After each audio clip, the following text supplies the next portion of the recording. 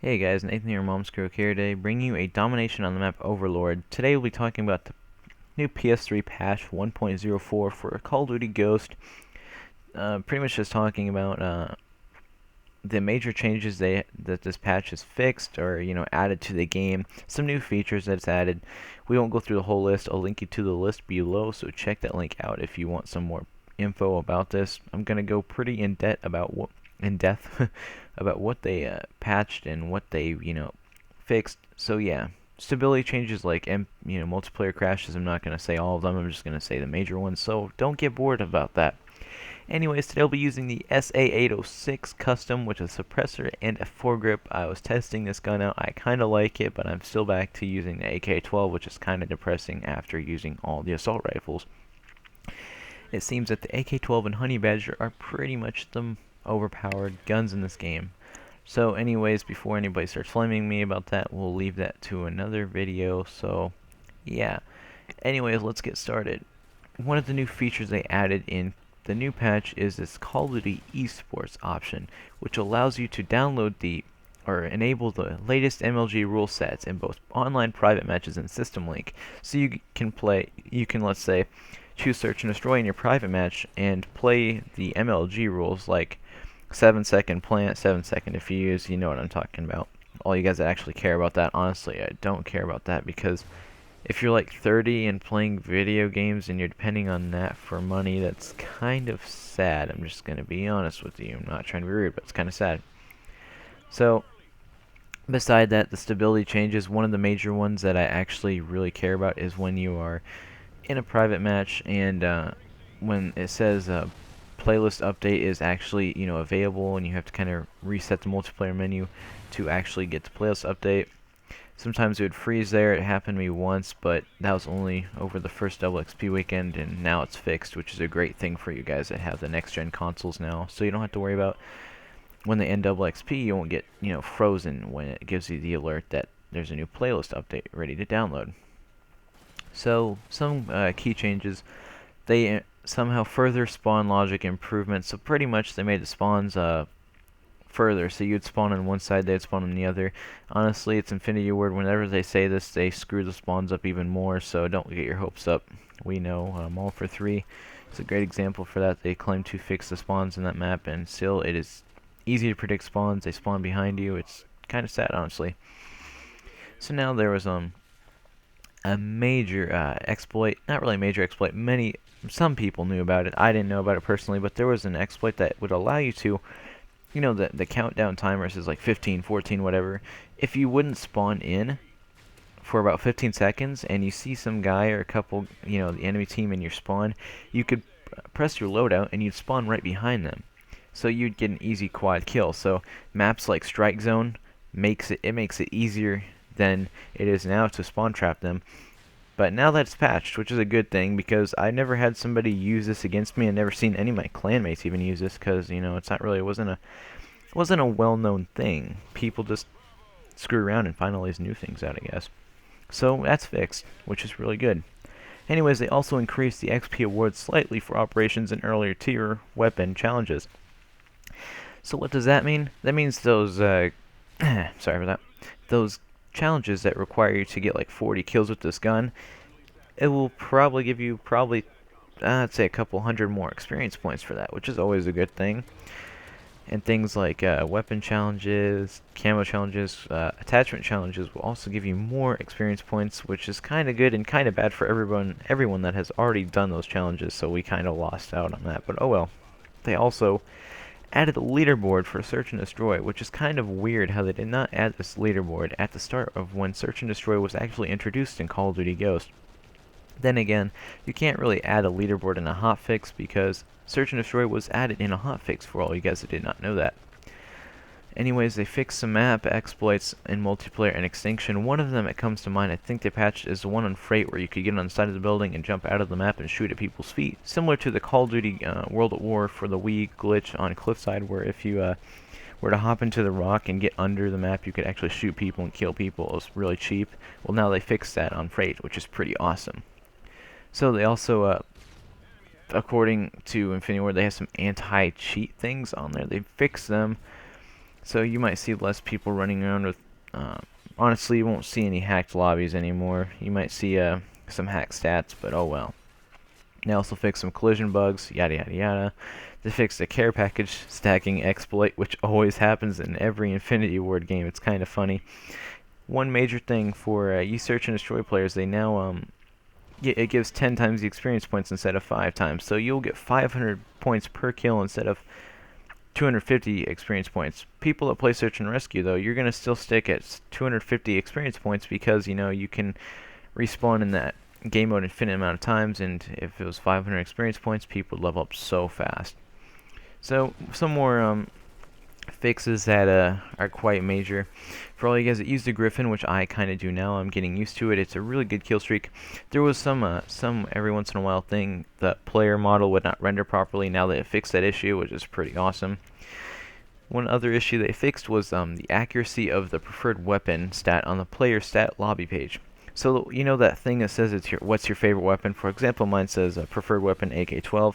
That is now more accurate. It's based off your kills, how much times you picked the gun up, how much times you've used it, instead of just your accuracy, which is pretty awesome, like I said. And I mean, most of these other fixes are just like balances, like the perk. I mean, the focus perk is now balanced, which I never knew was really overpowered, honestly. The focus perk was perfect as is. If they really nerfed it, then why in the world did they do that? Because some people like that perk. I know a lot of people in my clan that run it. So it was really an unneeded buff if they did buff it. I mean, if they nerfed it, but if they buffed it, then cool. So they also they also did this. They fixed some dedicated server bugs. Now, I don't know what's been going on, but ever since the last hotfix that added search and destroy, I was actually seeing host migrations for the first time. Throughout my whole Call of Duty Ghost playtime, I've only seen 3 host migrations, and that was when they claimed to fix the dedicated servers. So I think there's something really going on behind that, and maybe the PS3 and the Xbox 360 really don't have dedicated servers, and it's just some marketing scheme. Sure seems legit, guys. I'm sorry. Because I swear I've not been in a dedicated server because it's always ended in either a dashboard or a freaking host migration.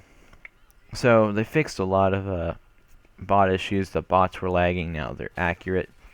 There was the kill cams. There was some vehicle explosions did not appear in them, and now it's fixed.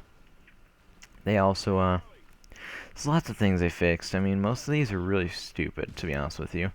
They fixed the unlock, replaced generic unlock icon with text of description of item, so it doesn't show it doesn't show you just unlocked a helmet. It'll tell you like, oh, what helmet you unlocked, which is kind of handy. I mean, if you're going for a challenge and you know you got it, then there's really no point in this fix.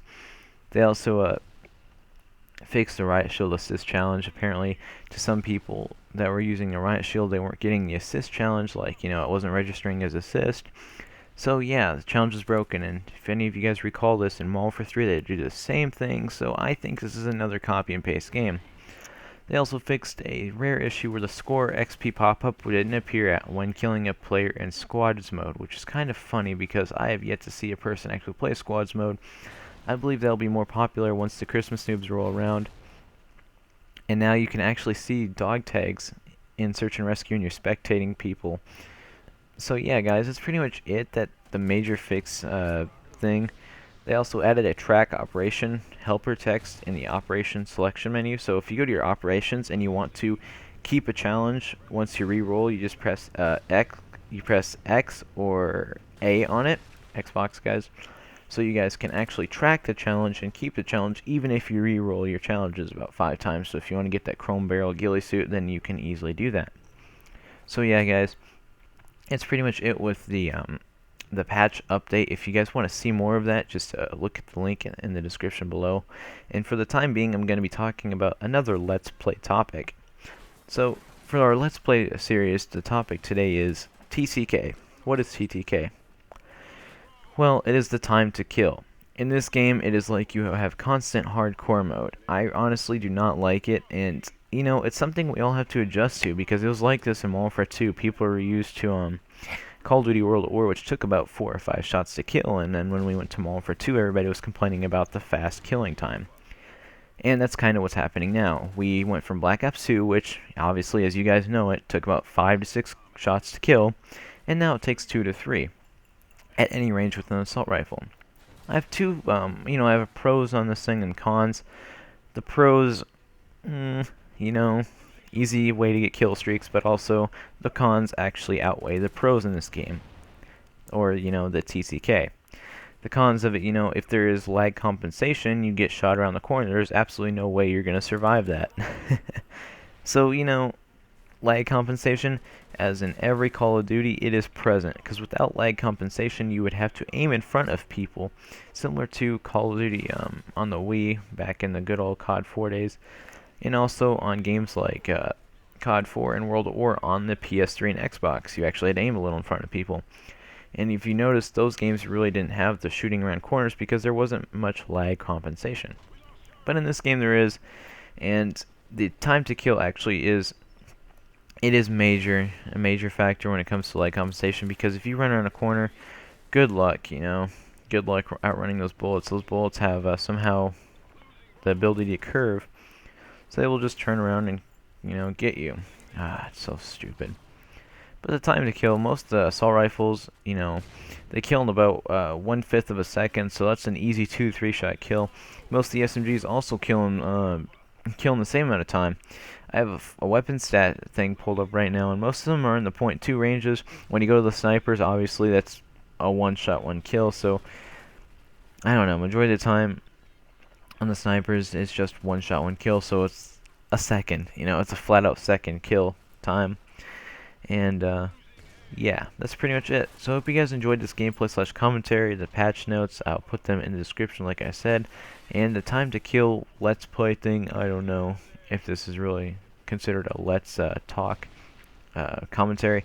But yeah, anyways guys, hope you guys enjoyed this gameplay / commentary. And this is how you win a domination match. Barely. It lasts quite a while, but it was totally worth the game, honestly. I really liked this match. I got a lot of kills. I went 46 and 7. So yeah, enjoy the last few seconds of this game. See you guys later. Bye.